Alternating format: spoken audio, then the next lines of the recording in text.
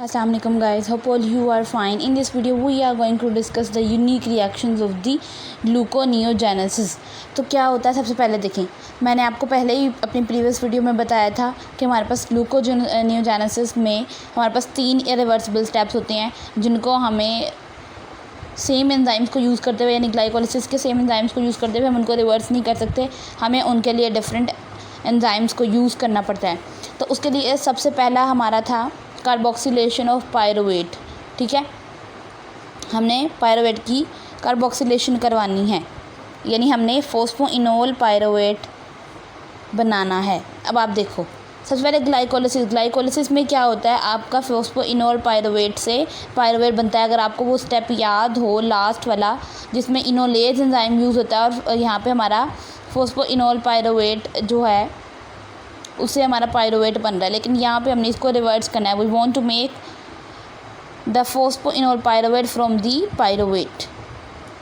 तो ग्लूकोनेओजेनेसिस जो हमें पता है, it's formation of glucose from the non carbohydrate sources like lipids, like proteins, like amino acids etcetera.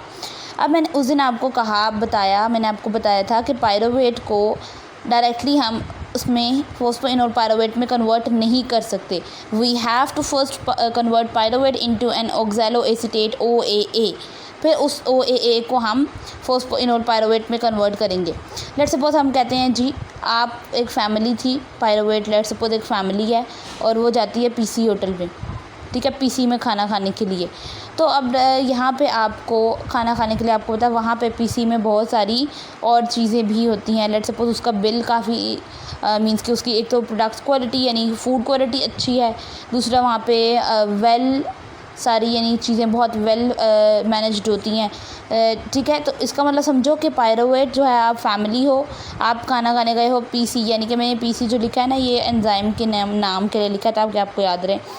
तो यहाँ पे देखो, PC जो है उसमें आपको साथ में बायोटिन भी चाहिए, आपको साथ में कार्बन डाइऑक्साइड भी चाहिए, ये चीज़ें आपको चाहिए। लेट्स सपोज आपके पास वेटर आता है, ठीक है, आप उसको बिल पे कर रहे हो, आप उसको ऑर्डर्स कर रहे हो, तो आप सारे काम साइमल्टेनियसली कर रहे हो। तो इसी तरह PC को भी सारी चीज़ों को साथ में ला के चलना पड़ता है।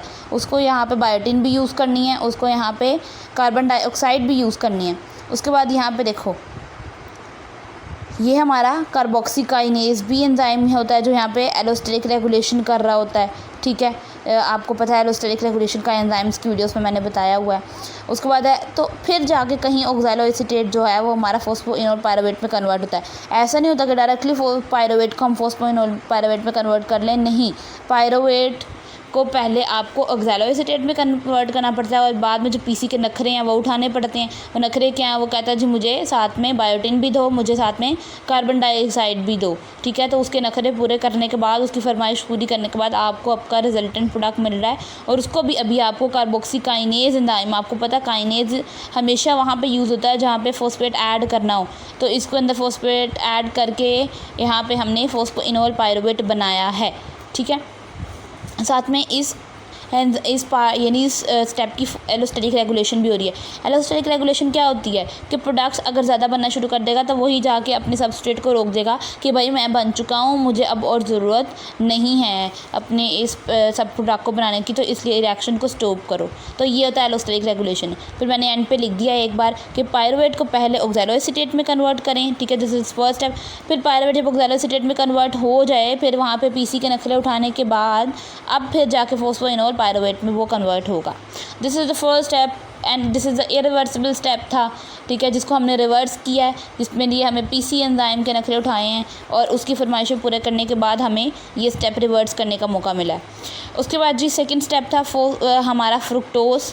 यहाँ पे जो हमारा 6-फॉस्फेट था, वहाँ से यानी हमारा 1,6, उसको हमने फ्रुक्टोज 6-फॉस्फेट में कन्वर्ट किया है। ठीक है, आपको पता है वहाँ पर हमारा जो हो रहा होता है प्रोसेस, उसमें हम क्या करते हैं, यानी हमारे ग्लाइकोलिसिस में सबसे पहले बनता है ग्लूकोज 6-फॉस्फेट, फिर फ्रुक्टोज 6-फॉस्फेट, फिर फ्रुक्टोज 6-फॉस्फेट से फ्रुक्टोज 1,6-बिसफॉस्फेट। लेकिन अभी यहाँ पे हमें इसको रिवर्स करना है। अब हमने क्या करना है, फ्रुक्टोज 1,6-बिसफॉस्फेट से फ्रुक्टोज 6-फॉस्फेट बनाना है।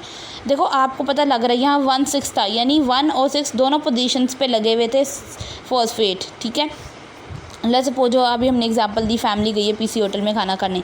अब लेट्स सपोज उनके 2 बच्चे हैं, ठीक है, और दोनों बच्चों को एक ही पेरेंट्स संभाला, लेट्स सपोज फादर संभाल रहे हैं।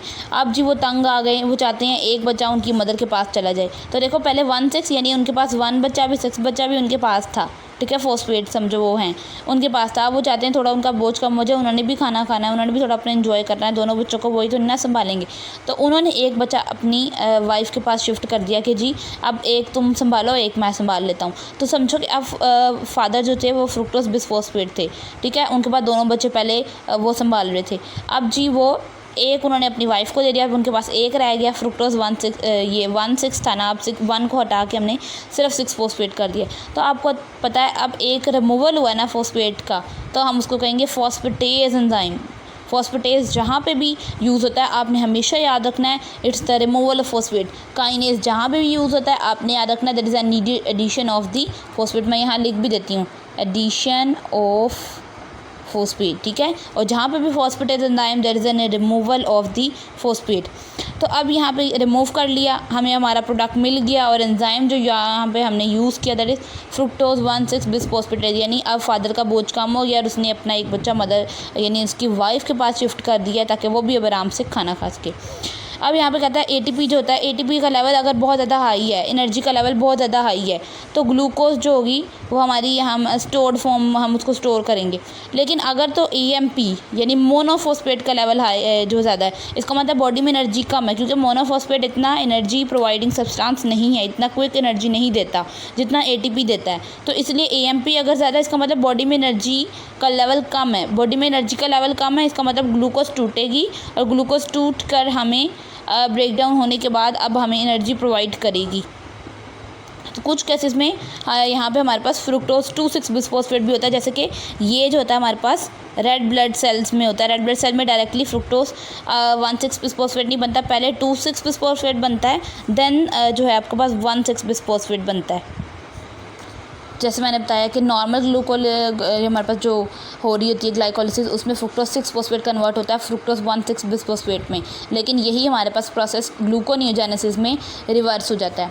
तो अभी मैंने जो आपको फ्रुक्टोज 2,6 बिस्फोस्फेट बताया है ना, जो मैंने कहा कि आरबीसीज में वो बनता है, तो वो पोटेंट इनिबिटर है ऑफ 1,6, यानी अगर ये 1,6 बन रहा है, 1,6 बिस्फोस्फेट बन रहा है, तो ये उस प्रोसेस को इनहिबिट करेगा। ये फ्रुक्टोज 2,6 बिस्फोस्फेट इस प्रोसेस को रोकने की कोशिश करेगा।